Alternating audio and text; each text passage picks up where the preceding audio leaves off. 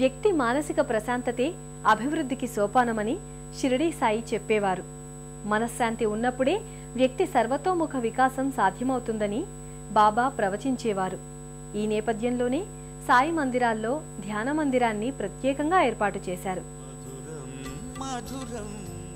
సాయి మందిరం పైన ఈ ధ్యాన మందిరం నెలకొని ఉంది.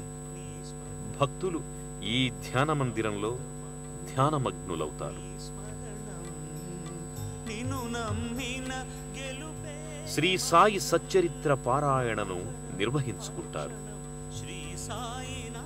షిరిడీ సాయి పాదాలున్న అరుదైన చిత్రపటం ఇక్కడ గోచరమవుతుంది.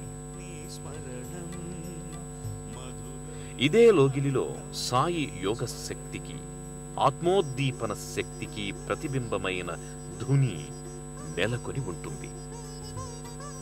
వర్తులాకృతిలో ఉన్న ఈ ధునిలోని అగ్నిని షిరిడీలోని మహాధుని నుంచి సేకరించారు. అక్కడి పవిత్రాగ్నిని ఇక్కడ మంత్రపూర్వకంగా ప్రజ్వలింపచేశారు.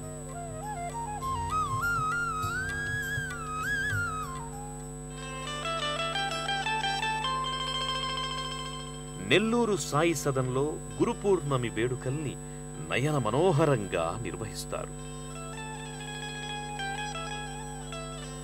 తాము నమ్మికొలిచే సమర్థ సద్గురువైన సాయి భగవానుణ్ణి ఎందరో భక్తులు సేవించుకొని ప్రణతులర్పిస్తారు.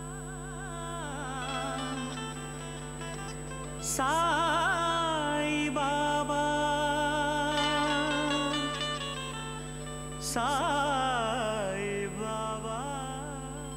గురు పూర్ణిమను పురస్కరించుకొని విశేషోత్సవాలు, వేడుకల్ని ఏర్పాటు చేస్తారు.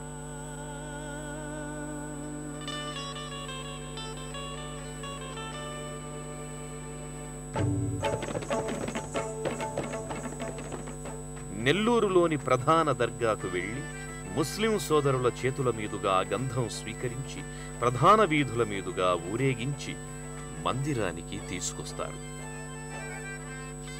ఇక్కడి మందిర గోడలకు చందనాన్ని అద్ది